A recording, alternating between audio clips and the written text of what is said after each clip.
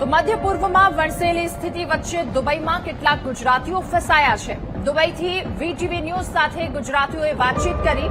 ગુજરાતીઓએ વતન વાપસી માટે ભારત સરકારને અપીલ કરી છે અને આ યુદ્ધની પરિસ્થિતિ બનતા દુબઈ ગયેલા લોકો પરત ફરી નથી શક્યા.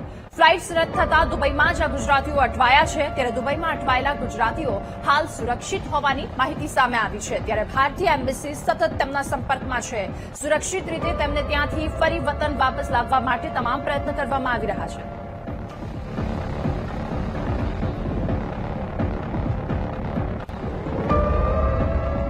અને દુબઈથી આપણી સાથે કૃપા વદિયાણી જોડાયા છે. કૃપા, આપનું ખૂબ સ્વાગત છે વીટીવી ન્યૂઝમાં.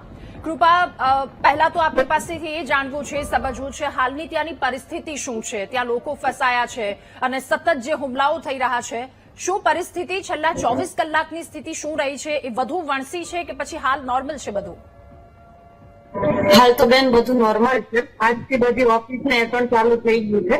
આ સ્કૂલમાં એવી રીતે છે કે 3 કે 4 દિવસ સુધી એ લોકોને ઓનલાઈન કરવાનું કીધું છે. કોઈ મોટી કોર્પોરેટ કંપની છે, એ લોકોને વર્ક ફ્રોમ હોમ નું કીધું છે.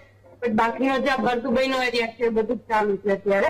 અને જે લોકો ફસાયા છે ગુજરાતી છે, એ લોકો એક તો વિઝા હોય અમારે લોકોને અહીંયાથી આટલા દિવસની હોય અને એ વિઝા પૂરી થઈ ગઈ હોય ને ત્યારે જ અત્યારે અમારે લોકોને ફ્લાઇટ બંધ છે, એમાં એ લોકો હેરાન થાય છે. ઓકે કૃપા, જીવન જરૂરિયાતની તમામ વસ્તુ, એ મેડિકલ ઇમરજન્સી હોય કે પછી એ જમવાની તમામ વસ્તુ શું ઇઝીલી આપના સુધી પહોંચી રહી છે? એ બધી વસ્તુ, એમાં કોઈ પણ પ્રકારની મુશ્કેલીનો સામનો થઈ રહ્યો છે?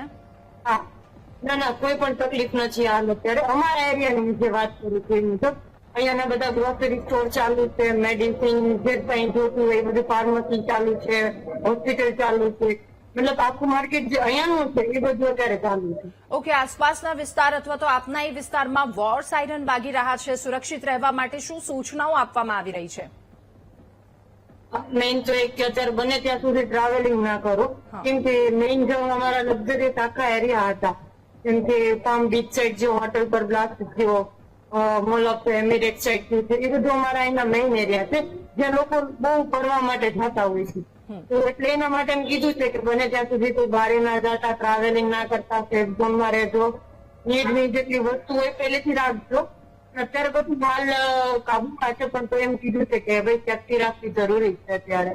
ઓકે કૃપા, દેશ પરત આવવા માટે જેટલા ત્યાં લોકો કામ કરી રહ્યા છે અથવા તો જે પ્રવાસે ત્યાં પહોંચ્યા છે, તેમને પરત ફરવા માટે એમ્બેસી સાથે તેઓ સતત સંપર્કમાં છે.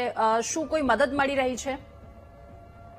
અહીંયાથી પણ ગવર્મેન્ટે પોતાની હેલ્પલાઇન નંબર અલગ અલગ આપ્યા છે.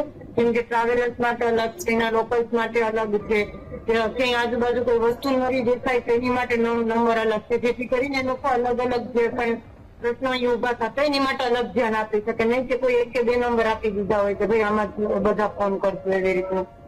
ઓકે, તો શું તમને એવું લાગી રહ્યું છે કે આ સ્થિતિમાં હજુ વધારે મદદની જરૂર છે? હવે અત્યારે હાલ કાબુમાં છે, હા, પણ જો આમાં કઈ હવે વધારો થાય તો એની કોઈ આ બધું તો મતલબ પ્રેઝન્ટેશન નથી કે ક્યારે થાય, કઈ રીતના થાય. પણ જે પરિસ્થિતિ કાલે હતી હકીકતમાં એવી આજે નથી. ઓકે, આજે થોડું કંટ્રોલમાં આવ્યું છે. કૃપા, આપની પાસેથી એ પણ, કારણ કે જેમના પરિવારજનો ત્યાં પ્રવાસ માટે આવ્યા છે અથવા તો તેઓ કામ માટે ત્યાં દુબઈ કે આ તમામ દેશોમાં છે, તેઓ સતત ચિંતામાં છે, કારણ કે વોર સાયરન એક બાદ એક આ તમામ અપડેટ્સ આવી રહ્યા છે, હુમલાઓ કરવામાં આવી રહ્યા છે.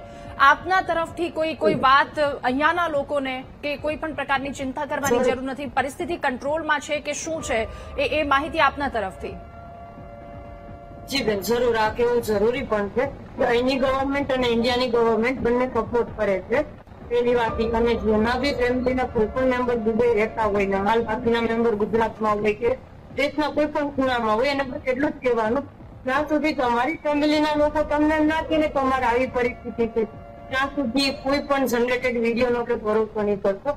અત્યારે મારું લાઈવ આવવાનો મતલબ બીજો જે મોરલ હતો કે જેથી એ લોકોને કહી શકું કે હાલો હું તો વિડીયો મૂકી દઉં, મારા 200-300 લોકો જોશે, પણ મારે વધારે લોકોને આ વસ્તુ તેવી છે. ઓકે, થોડું ટેકનિકલ પ્રોબ્લેમ છે. ફરી એક વખત એમની સાથે સંપર્ક કરવાનો પ્રયત્ન કરીશું.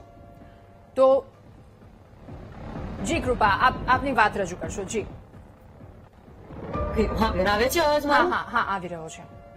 ઓકે, તો બસ એ જ પ્રશ્ન છે કે એઆઈ જનરેટેડ વિડીયો કે ફોટોનો ન તમે લોકો ધ્યાન દેતા, બીકોઝ 2-4 ફોલોવર વધારવા માટે અલગ અલગ માધ્યમથી અલગ અલગ સોશિયલ મીડિયાના માધ્યમથી લોકો ફોટા અને વિડીયો મૂકે છે. એ લોકોને ઈ નથી ખબર કે 4-5 ફોલોવર મળી જશે પણ ત્યાં હજારો ફેમિલીના લોકો ઘરે ચિંતા કરતા હશે કે ભાઈ મારો દીકરો દીકરી કે ઘરનું કોઈ પણ માણસ ત્યાં અત્યારે આ જગ્યાએ આવી રીતના હેરાન હશે. પણ હકીકતમાં કદાચ એવું ના પણ હોય. ઓકે, આપ અને આપના ગ્રુપમાં કેટલાય લોકો હશે, આપના સંબંધીઓ અથવા તો કેટલાય ભારતીય લોકો, ગુજરાતી લોકો આપના ઓળખીતામાં, એમની સ્થિતિ શું છે? તે શું કહી રહ્યા છે?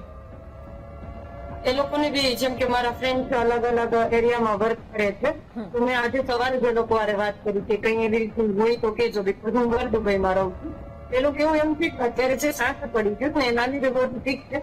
બાકી કાલે જે લોકોને એવી રીતના લાગતું હતું કે પરિસ્થિતિ વધે છે એ લોકોને ઓફિસ થી છુટ્ટી આપી દીધી હતી. મતલબ સન્ડે ના બી કોઈ એવી રીતે કોર્પોરેટ કંપની કે કઈ પણ વર્ક રહેતું જેમ કે સલોન છે, કોઈ એવી ફિલ્ડ છે કે જે અમારે અહીંયા ચાલુ જ હોય આખો દિવસ એમ. એ લોકોને એની છુટ્ટી આપી દીધી ને એવા બધા રીઝન હતા. એવું નથી કે નાના તમે આવો ને આવો જ છે.